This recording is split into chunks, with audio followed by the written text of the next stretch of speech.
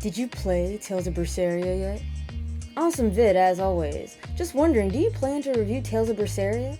I know Zestiria was bullshit, but Berseria is actually a pretty good game. The characters and stories are one of the best in a Tales of game, in my opinion. You mentioned Tales of games. I was so disappointed with Zestiria, but I tried out Berseria this year, and I finished it not long ago, and it was great. I know you're probably still burned by Zestiria, but I would recommend looking into Berseria if you haven't already. Disappointed in Tales series? Obviously, you have not played Berseria yet. Easily one of the best Tales games since Vesperia. Alright, you little fucking gremlins. I did it.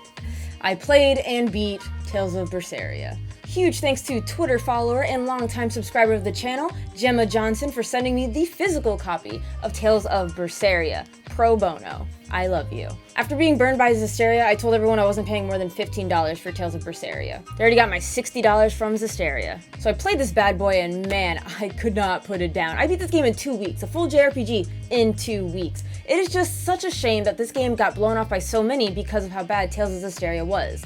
This game is easily one of the best and underrated JRPGs of 2017. Tales of Berseria wastes absolutely no time taking off, as a village is in complete chaos. An older man, Arthur, or Artorius, hides 2 children, Velvet Crow, the main protagonist, and her young brother, Laphicet, or Laffy for short. Arthur briefly parts ways with his young family before the children get curious and seek him out, standing in front of a red moon and a body on a cross.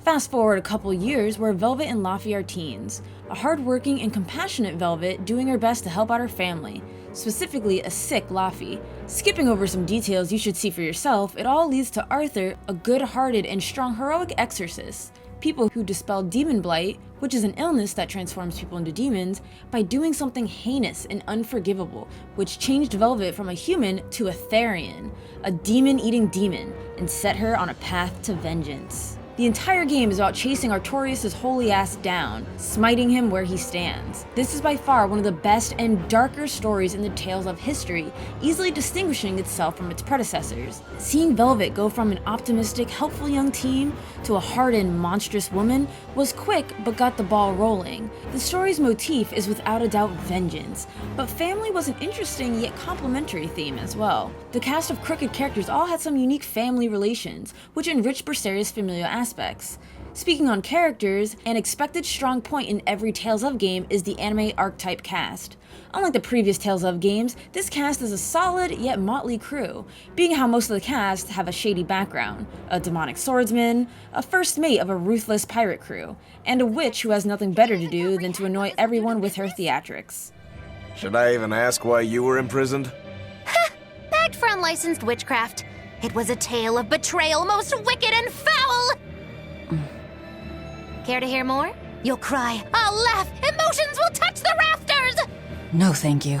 It really made for lively dialogue. The character arcs were so rich and frankly kinda sad, but it was awesome to see each character overcome their personal griefs. From a writing perspective, the characters never clashed, and while some characters did have louder personalities than others, I didn't feel like anyone outshined anyone else. Each character got their moment while developing over the course of time. Because of the lengthy amount of conversation, prepare for a lot of dialogue skipping. Still, I don't think there was a single playable character that I hated.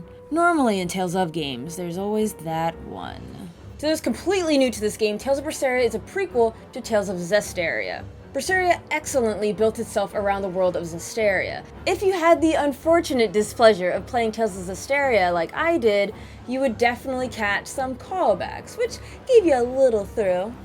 You'll definitely have a lot more inside knowledge, and got more of a wow factor very late in the game. Our shepherd!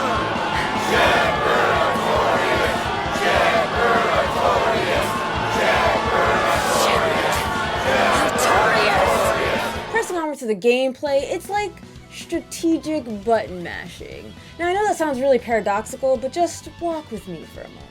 Battles are initiated by engaging an enemy. If you get them from behind and undetected, you start off with more souls, which I'll explain in a second, plus high restoration, and enemies have less HP. Whereas if they attack you from behind, you start with 1 less soul. Souls are seen in your soul gauge, aka your stamina meter if you will. Each attack or art uses up souls, which are the blue diamonds you see on the bottom. Combo attacks are based on the number of souls each character has. Stunning, defeating, and inflicting status ailments on enemies replenish souls. When you have no souls, you can still attack, but you'll be knocked back if you defend. Combos can be easily interrupted, casting speed is slower, healing arts are less effective, etc, etc. If you have the capped amount of souls, enemies do more damage, inflict ailments easier, and it's harder to inflict ailments on enemies.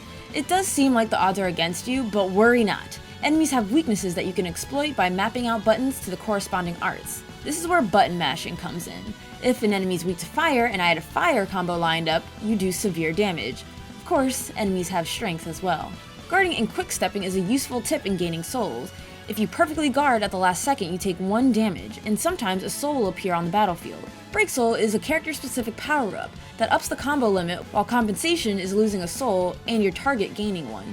While you can play any character that joins your party, I was quite fond of Velvet. Velvet's Break Soul is her going into a Theronized state, where her inhuman left hand devours her enemies. Naturally, this move comes at a price and dramatically drains your HP as long as you're Theronized. Plus side is the lower your HP is, the more damage you do, and depending on the enemy you're targeting, you get additional buffs. Velvet will return to her normal state if her HP reaches 1, or when the combo limit has been reached and finishes with a break art. Overall, Velvet's Break Soul is stupid OP, but I love it. Each character has their own Break Soul and Mystic Art.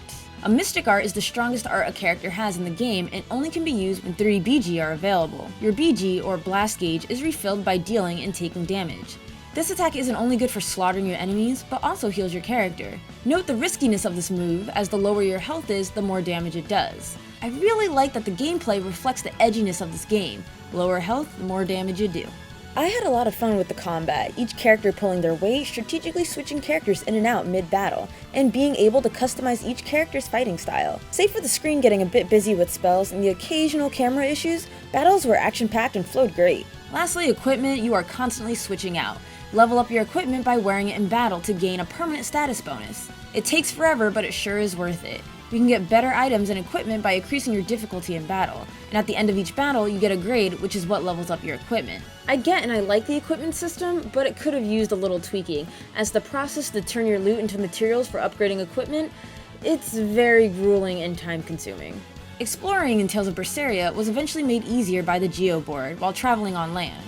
Running into weaker enemies causes them to instantly die, gaining no experience or gold, of course. Although you were given a faster way to traverse the world, it was quite dull and empty, save for all the monsters. Super weird thing while using the Geo board is you can't change the camera while riding it. It felt like they forgot to implement that small feature. I don't know, just something I'd mention. The environments weren't anything we haven't seen before. They did a pitiful attempt at making the world fun to explore by introducing cats, who collect cat spirits that are found all over. Collect enough to open a chest and gain a gift, usually a costume piece. Costume pieces could also be gained while playing mini-games.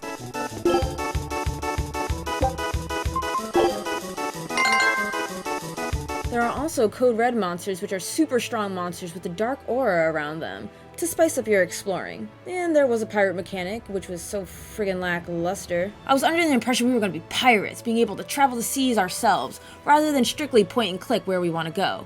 The best we got is using a spare ship to scout out uncharted areas, and after a period of time, the ship brings back goodies to be sold or cooked. I know that was a lot, but once you start playing, it's very easy to catch on to. Repetition makes improvement, yada yada. So, the graphics. There is a lot to be said here. Tales of Berseria's graphics, or recent Tales of games graphics. What can I say that hasn't been said already? Everyone's ready for a change. It has the same graphic art style as Tales of Exilia, which came out in 2011. I agree with the line of thought that graphics aren't everything, but when you see the same art style that hasn't been improved upon in a while, it becomes rather stale. The graphics aren't ugly, just dull. The textures, shadows are meh. I mean, the world's color palette is vibrant, the characters are expressive, but in a DualShockers article, Tales of Berseria's producer, Yasuhiro Fukaya, explained that when the development of Tales of Berseria started, the PlayStation 3 was the most popular PlayStation console in the world. But now, especially in the West, the audience is shifting to PlayStation 4, much faster than in Japan. That's why the game is skipping a PlayStation 3 release in North America and Europe.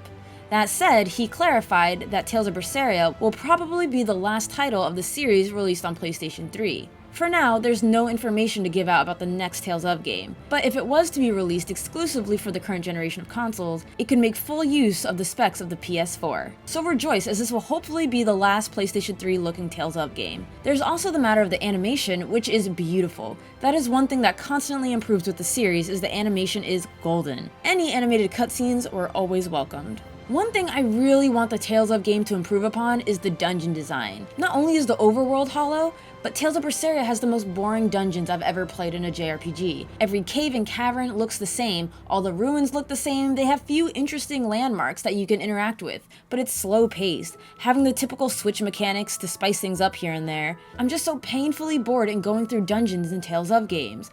I don't need a full Legend of Zelda puzzle solving experience, but I guess if I can offer some advice is have dungeons be more eventful, rocks falling to take different paths, fight enemies while riding a cart, sliding down a mountain while being chased by a large boulder, be able to dash on walls, add some cool field abilities. I just need more excitement in my dungeons. Lastly, we move on to the music. Okay, Tales of games has the most unmemorable music ever. I remember playing this game and being like, oh shit, I need to pay attention to the music. The music is just there. It's not very catchy or something I found myself going back to. There was the generic town music, the world map music, the dungeon music, none of which I was like, hey, this dungeon has some pretty cool music. I mean, props for the towns having different themes and the game's music shifting tone, but honestly, I don't think this original soundtrack is worth much praise. Like, yay for having music in your game. Even the theme song is mid-tier. It's no Tales of Grace's F or Exilia opening. Those are god tier. On a positive note, I love the English voice acting. The Oscar definitely goes to the exaggerated thespian Maggie Lou. Maggie Lou for short.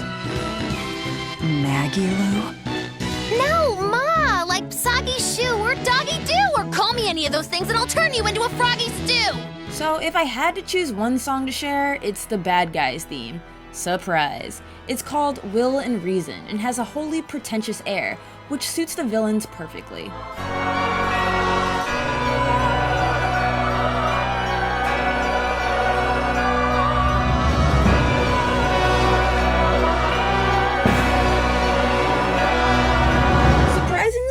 Tales of Berseria gets a 9 out of 10. Tales of Berseria is unlike any of the other Tales of games, a very shady cast and a super dark theme. Normally everyone is goody-goody and you have that one shady character. Well, this time you flip the script and everyone's very shady and crooked and you have that one and a half good character. The reoccurring theme of the lives of the many for the lives of the few. Delicious. The familial connections, the camaraderie between the cast, the conversations, the events, the whole journey. Bonding between characters, character development, character reveals. Oh my god, it was awesome. Great skits, an irresistible narrative for the overarching story and each character as well. The ending was fantastic. Like, I am very, very pleased with how the ending went down. I could have seen it having this kind of good ending or this kind of bad ending, but it had this kind of ending and it really did the story justice. It almost makes playing Tales of Zestiria worth it. Almost, but I will never tell you guys to play Tales of Zestiria. Never, ever. There's two things. The one thing that's holding the Tales of series back is just the graphical limitations. Again, graphics don't make a game, but it's just The one thing that Tales of Berseria suffers from, that every Tales of game suffers from, is an open world full of nothingness. Have more eventful things in the world, get people out there to explore and enjoy exploring rather than it being a chore. Same with the dungeons, they're very straightforward and boring. Oh, and clean up the equipment upgrading process. Like, it's a good idea, it just needs to be implemented better. And missed opportunities for ship battles or ship exploration. You could have had a Tales of Wind Waker, but you didn't. So, faith in Tales of series restored? No. You gave me one shitty game, Tales of Zestiria, and then you gave me one phenomenal game, Tales of Berseria, which might be my favorite game in all of the Tales of series. I have to replay Grace's F and Abyss just to be sure. But will the new entry in the Tales of series be great? It's gonna be hard to top Tales of Berseria, but I sure hope so. Thank you so much for watching. Top box is more reviews, and the bottom box is my Let's Play channel. As always, thank you for your continued support. Out of all the Tales of series, who is your favorite character? I would either have to go with King Gaius from Exilia and Exilia 2, King Richard from Grace's F, or Jade from Tales of the Abyss. Probably King Richard, though. What can I say? I'm a sucker for good guys who go bad and then go good.